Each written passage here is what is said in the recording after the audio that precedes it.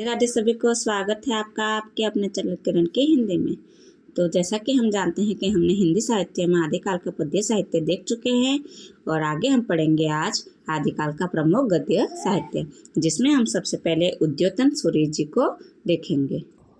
इनके प्रमुख रचना है कुवलयमाला कथा 9वीं सदी, ये गद्य ग्रंथ हैं। आगे हम रोड़ा कवि को देखेंगे। तो राहुल बेल रोड़ा कवि की रचना है राहुल बेली और ये 10वीं सदी है, 11वीं सदी भी मानी जाती है।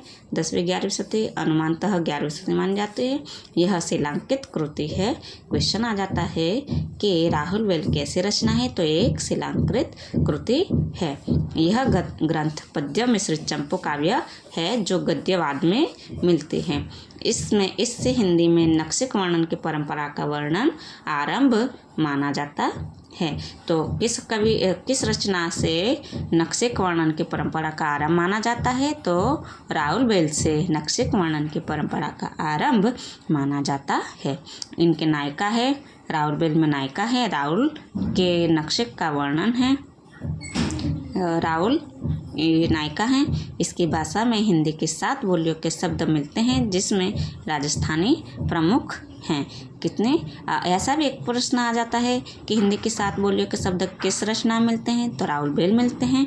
और इसमें प्रमुख कौन सी भाषा है, तो राजस्थानी प्रमुख है। इसका पाठ बम्बई के प्रिंस ऑफ वेल्स संग्रहालय से उपलब्ध कर प्रकाशित किया गया है। कौन सा? इसका पाठ बम्बई के प्रिंस ऑफ वेल्स संग्रहालय से उपलब्ध कर प्रकाशित किया गया है। यह एक प्रेम काव्य है। इसमें कलचुरी राजवंश के किसी सामंत की 7 नायिकाओं का नक्शिक वर्णन है। इसकी भाषा मूलतः मध्य देशीय अपभ्रंश है। कौन सी? मध्य देशीय अपभ्रंश है। आगे हम देखेंगे दामोदर शर्मा जी को। तो दामोदर शर्मा जी की रचना है उक्ति व्यक्ति प्रकरण और इनके 12वीं सदी है। दामोदर शर्मा महाराज गोविंद चंद्र के सभा पंडित थे। कौन थे? गोविंद चंद्र के सभा पंडित थे। इसमें बनारस और आसपास के प्रदेशों की संस्कृति और भाषा पर प्रकाश डाला गया है। यह एक व्याकरण ग्रंथ है। हजारी प्रसाद द्विवेदी ने इसे अत्यंत महत्वपूर्ण ग्रंथ माना है।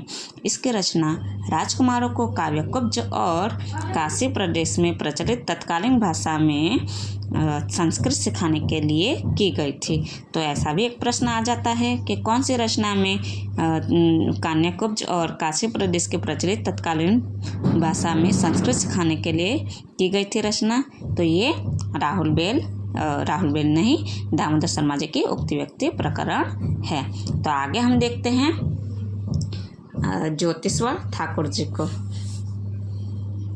रचना है इनकी वर्ण रत्नाकर, 14वीं सदी है। भाषा इनकी मैथिली हिंदी है। यह एक शब्दकोश ग्रंथ है।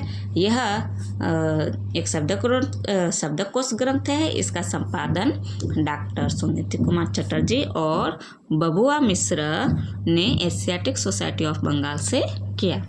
इसमें हिंदू दरबार एवं भारतीय जीवन पद्धति का यथार्थ वर्णन हुआ है।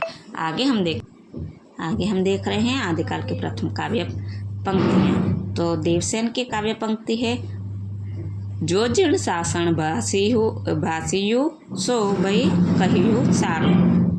ये देवसेन की रचना है। और सरहपा के देखेंगे पंडिय सत्य बखाणहि देहि बुद्ध बसंत न जाजई जेहि मन पवन संचयी रवि शशि नहीं पवेश। ये प्रमुख पंक्तियां हैं।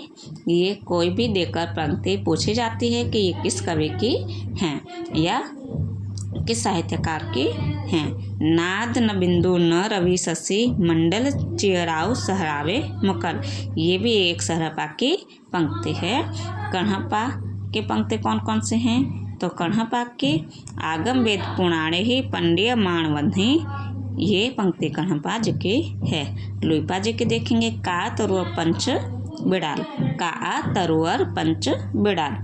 स्वयंभू की पंक्ति देखेंगे राम कहा सरी एह सोहंती, हेमचंद्र जी की है। बला हुआ जो मारिया बहिणी महारा कंतु। अब्दुल रहमान जी की पंक्ति देखेंगे संदेशड़ो सविते अहूँ कहणम असम्मत। चरपट नाटक की पंक्तियाँ देखेंगे। तांबा तुम्बा ये दुई साचा, तांबा तुम्बा ये दुई साचा, राजा हिते जोगी ऊंचा। ये चरपट नाट की पंक्तियाँ हैं।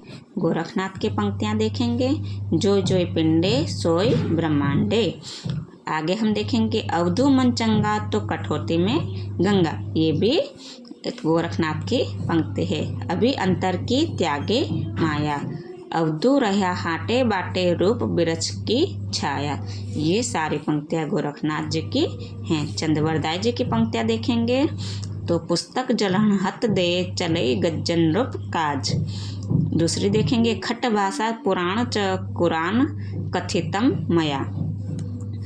आगे पंक्ति है मनहो कला ससिभान कला 1600 बनिया। ये चंद्रवरदाय जी की पंक्तियाँ हैं। जगन्नाथ जी की पंक्तियाँ देखते हैं। बरस बरस 12 बरस लो कुकर जीवे अरु 13 लो जिए सियार। आगे अमीर खुसरो की पंक्तियाँ देखेंगे।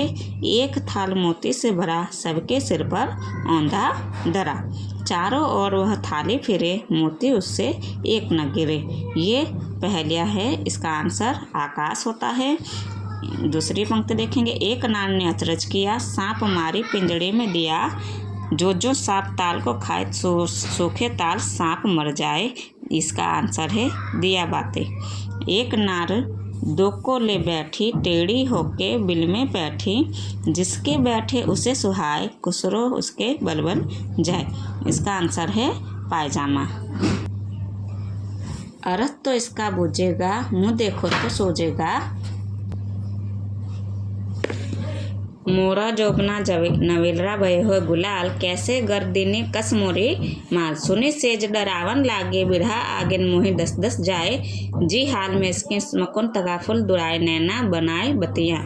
ये आज हमने आदिकाल को पूर्ण कर लिया है। अब हम भक्तिकाल को देखेंगे। इससे पहले हम इसके आदिकाल के क्वेश्चन आंसर थोड़े देख लेंगे। तो आज तक के लिए सभी को राधे राधे, धन्यवाद।